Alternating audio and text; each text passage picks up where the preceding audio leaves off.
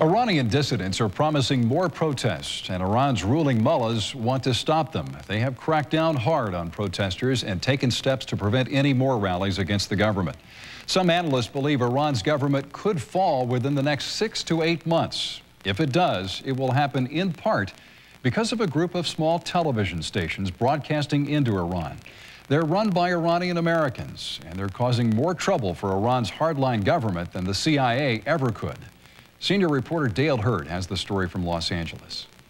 If Iran's hardliners have trouble sleeping nights, and they probably do, it's because most Iranians are fed up.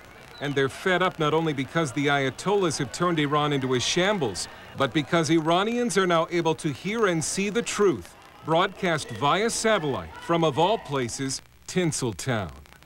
Iran's hardline religious leaders have long warned their people about the evils of Hollywood. How little did they know. LA may be the entertainment capital of the world, but entertainment is not the mullah's problem. At a low-budget studio on a quiet street in North Hollywood, it's prime time in Iran, and Zia Atabay is about to go on the air. Once a pop star in Iran, Atabay is the founder of National Iranian Television, and he's become a champion of the opposition inside Iran.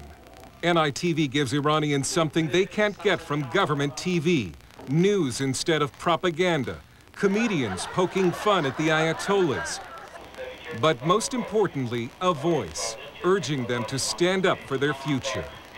You're changing the government of Iran. It's not me changing the government of Iran. It's Iranian and young people, they're changing the government of Iran, but they didn't have a voice. And they didn't have a hope. They didn't have someone to tell their story. And NITV is the voice of the Iranian people.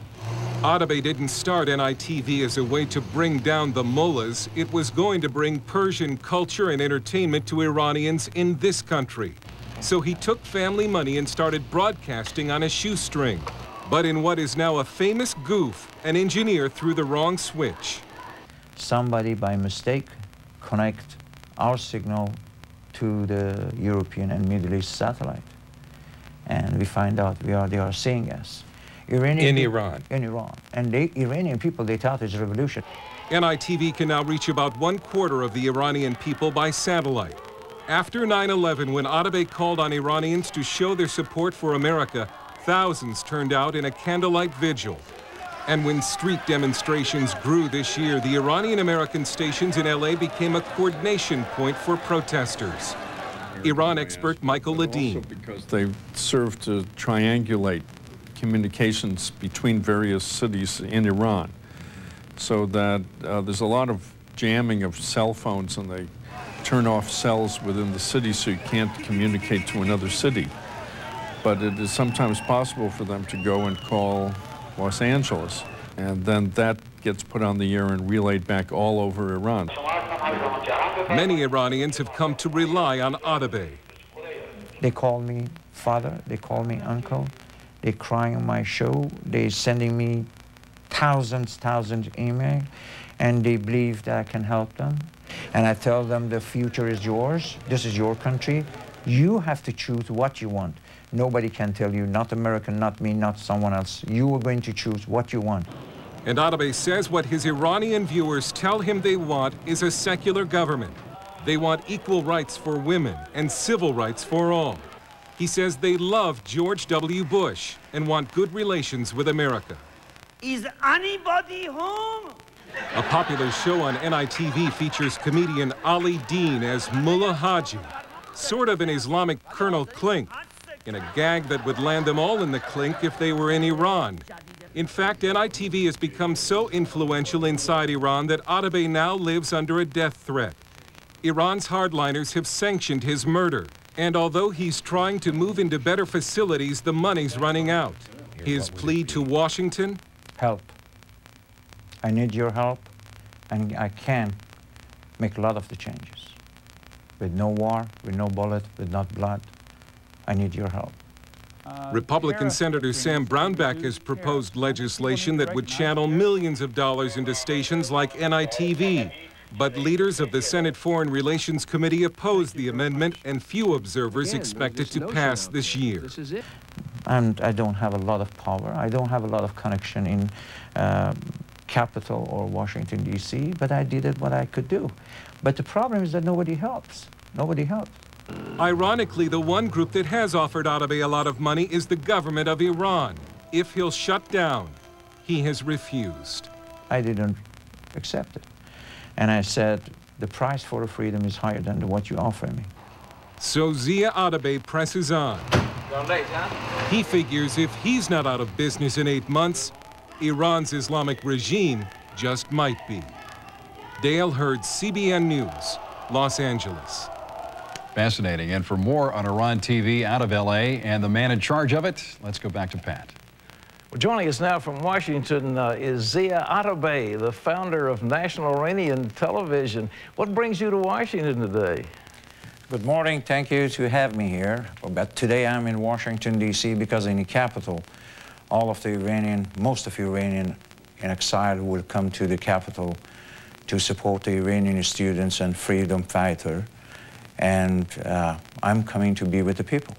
Well, this is a big day, isn't it? This is the anniversary of that big demonstration. Is there going to be a big one, do you think, or is one in progress right now? It has started, Pat, it started from 2 weeks ago, and the Iranian government planned this, and it's at 48 hours that they jam all our signals, radio, television, and everything. And what scared me, that's this jamming signal is not from Iran, it's in North America. And even in the last 24 hours, they're trying that they cut our voices and connection, and they they cut all the cellular phone, all internet. But I think this is for first time out of Iran will be a lot of the demonstration all over the world. Wait a minute. You say the jamming is out of North America? Yes. As in State Department, CIA, United States government?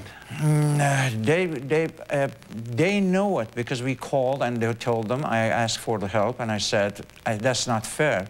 And I'm an American businessman and I have a broadcaster. I'm a broadcaster, and that happening. This is a terrorist act, and I need your help. I don't have a power, and they said they are working on it, but no answer from the State Department or CIA or FBI.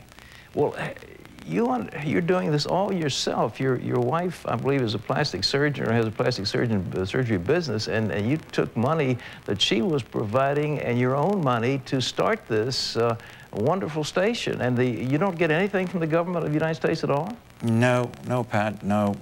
They're talking, as you know it, as you said in your news, and that they're talking about the 56 million, but you know, some people, and they don't want it, and they are not agreed with it. So we didn't get any penny from any help. The whole thing is incomprehensible to me. This operation we've had in Iraq is costing something in the neighborhood of 75 billion. That's B for $1 billion. And just a few million could make the difference between life and death for your station. You know what makes me scared now, it is that I feel alone, because Iranian government, you know how it is. It's powerful, it's brutal, it's spend the money only when he needs the power, more power. And I thought what I'm doing, it is good for both nations, Iran and America. And Iranian people, they love America, and they want to be free, they want to be they live like American, and they thought that American, they will support them. And President Bush said we are going to support the Iranian people. But I don't know what support and how support and when will be this support. What crimes have the Iranian government committed against their people? Can you give us some examples? I had, you name it, they're cutting the hands and the leg. This morning when I land in airport, Dallas airport, I had a call from Mohammedi's sister in Germany, and it says 3 days ago they got her, the Mohammedi two brothers, they are in jail for a long time, years. And then 2 days ago they pick up the father and a small daughter in the street. Now this morning they called the home and they said to the mother that you have to come with the younger son to the court. And you know, they don't care All the family, they are in jails. There's no space anywhere for jail. They're cutting, they're killing. The 19 years young people, they tortured and killed them and throw them in freeway, and they draw over it to show as an accident. But when the mother took the body and searched the body, there was all over the sign of the torture. See, the thing that disturbs me is that these people claim to be religious. They claim to be acting, of course, they say Allah. I'm not going to say God for that, but they claim they're acting for Allah. This has to be a mockery, or is it a mockery of anything that we know is religious? But what they did to their religion that they believe it's a really good religion, and they destroyed it. You know it, that it started, any acts in the world, it started from 24 years, and they're supporting anyone that goes to the war against the Western civilization. It's Argentina, in Hamas, in Palestine, in Germany, in anywhere, all the wars, they're killing the people if they talk anything against them. You know, you and I share something. They've put a hit out on me as well as you, so congratulations. I think they're not going to succeed with you either. But let me ask you this last question. Are they going to come down? Are the people going to be able to have what amounts to a peaceful revolution and pull them down, pull these mullahs out of power? I hope that you give me 3 minutes to try to explain something to you. Look, Pat, they will come down because there is nothing left for them. There is any light in their tunnel, not for Iranian people, not for the government. But how they come down, it's up to us. I know that in the future, America or other country, they have to, if they don't help us and they don't help Iranian people, that without war, we change the government, there will be war, because the Iranian government will not stop here, even if they sign anything, any contract or anything that they are not going to make the bomb or chemical weapon. They are not kind of person that you can trust them. So one day America has to go to the war, and how many of our soldiers would get killed, how many of innocent Iranian would get killed, and how much money we have to lose. But now that Iranian people, they think America would help them, and they are very powerful, they feel powerful because the world, they support in them. I hope that they do it. I hope that they stop the signing contract with the Iranian government for money. And I think in the next 8-9 months, the Iranian government will come down. Well, Zia, thank you very much. Zia Atabay, a very courageous man, ladies and gentlemen, who has a free television station in Los Angeles that is very popular, broadcast via satellite into Iran, and is stirring that nation for freedom, where that spark of freedom is burning brightly. But isn't it a shame, ladies and gentlemen, the waste that is spent by the United States Congress on every kind of boondoggle you've ever heard of in this world, and they support billions of dollars overseas for arms for various nations, but they can't find one dime to give to a voice of freedom against the nation which may well possess a nuclear bomb, which may well be used against our forces, Saudi Arabia and Israel. Zia Atabay, a very courageous man. We'd ask you to pray for him.